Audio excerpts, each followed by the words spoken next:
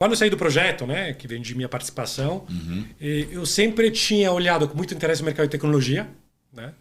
De investimento em tecnologia, o meu negócio, né, de varejo tradicional tinha alguns pontos onde isso travava, né, que a cor de crema chegava até ponto X, e de fato me aproximei ao mundo de tecnologia, né? Tive duas passagens, né, por 2 projetos, onde fui investidor anjo, né, e também atuei como executivo. Depois cheguei na GV Angels como diretor executivo da comunidade, né? Quando a gente fala de GV Angels, a gente enxerga um norte, né, uma visão de fomentar, né, startups, né, o mundo de venture capital, que é no mundo de investimento em startups, através de recurso, através de conhecimento, através de conexão, né? Os anjos viram, né, de fato, um meio para você ter, de fato, os recursos que facilitam essa alavancagem, esse crescimento, mas principalmente através da troca de conhecimento. Sim.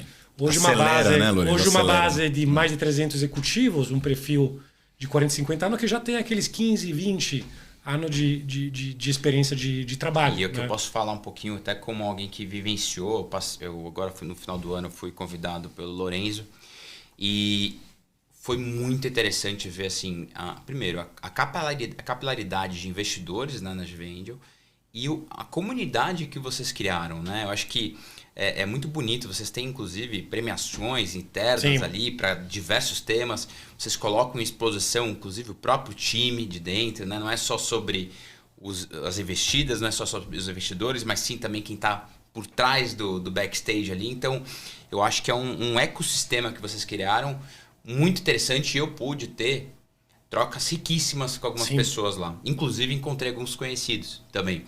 Então, eu acho que não só as investidas ganham muito nesses encontros, mas eu posso te garantir que também os investidores têm um momento ali de troca muito legal. O que você fala é super interessante, porque um pouco na nossa visão, o que a gente acredita, investimento como meio e não um fim, tá? Quando a gente pensa no mercado financeiro em geral, a gente sempre pensa no fim, no retorno, tá? É importante dar retorno financeiro. A gente teve 9 exits, né? E investimos mais de 50 milhões. Sem dúvida é importante, tivemos retornos ótimos, né? Acima de os números das ativos alternativos, mas eu vejo sempre isso como meio. Então, qual é o objetivo? São perfil de pessoas que entendem o poder da troca, entendem o poder de um lifelong learning, ou seja, de troca dessa expertise, de trocar, ganhar troca e conhecimento de outros pares. Colaboração. Colaboração é aprender também das startups. Então eles entram, eu falo brincando que nem o MBA, que você bota a mão na massa, né? E você acompanha, investe em startup, então é muito útil. Então acho que a abordagem é de fato ver o investimento como meio. Capital, conhecimento e conexão, né? Que são os 3 pilares. Como esse gira, né? A comunidade de fato gera esse vou até anotar que eu gostei. As 3 C, capital, conhecimento e conexão. São os 3 pilares, é a forma como a gente enxerga, né? A visão de futuro. Quando eu fiz todo esse preâmbulo, não sei se é a palavra certa, para explicar um pouco a ideação do projeto, né?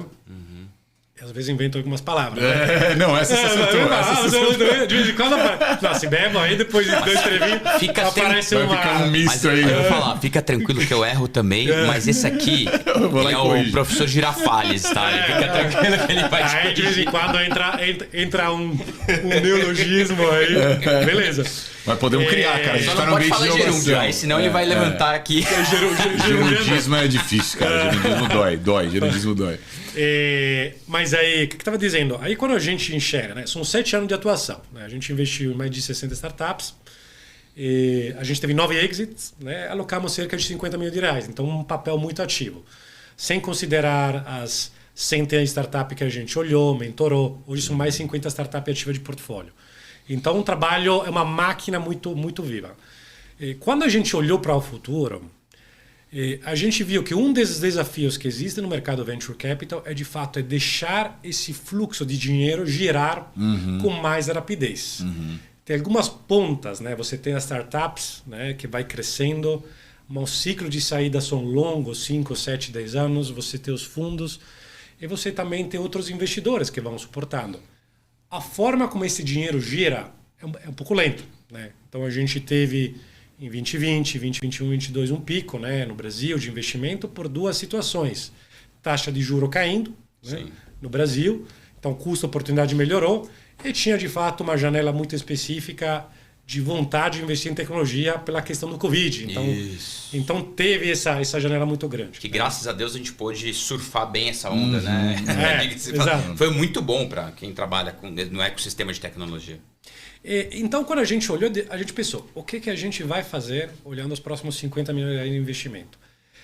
E a gente viu na ferramenta de tokenização qual é a lógica da tokenização. Né? A gente é a primeira comunidade de investimento anjo tokenizado do mundo. Tá?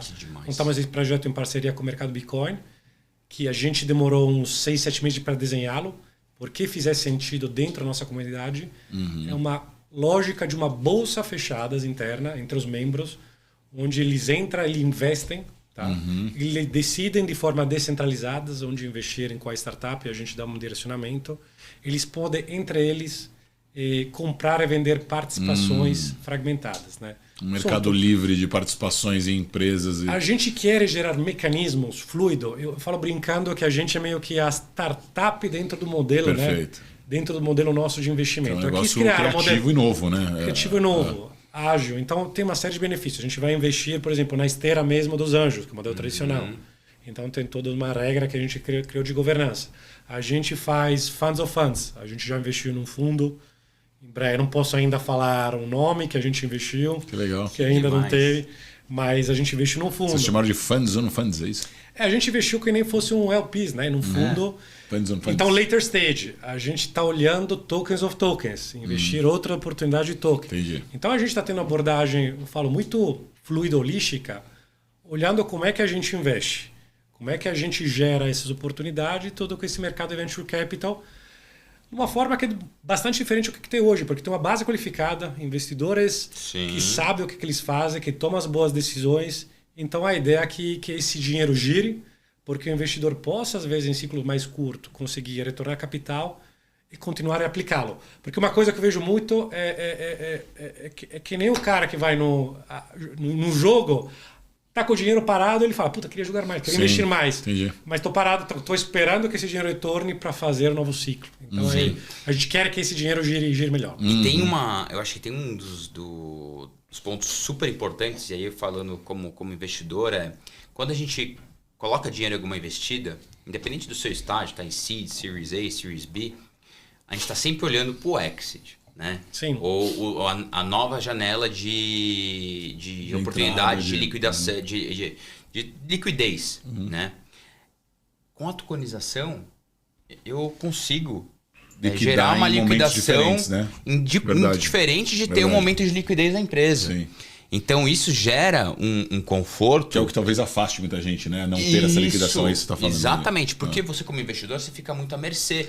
Você depende do mercado querer investir e da empresa ter condições de receber o investimento. A gente que já investiu junto, né, Phil? Tiveram geralmente o discurso que veio era, olha, não esperem resultado de curto prazo e no mínimo 5 anos para vocês reverem alguma parte desse dinheiro e olha lá, alto risco, então assim, não tinha nenhuma possibilidade, a gente não pensou nisso, né? Exato. E nenhuma possibilidade de ter qualquer retorno no inteirinho aí. A gente entende que seja possível, né?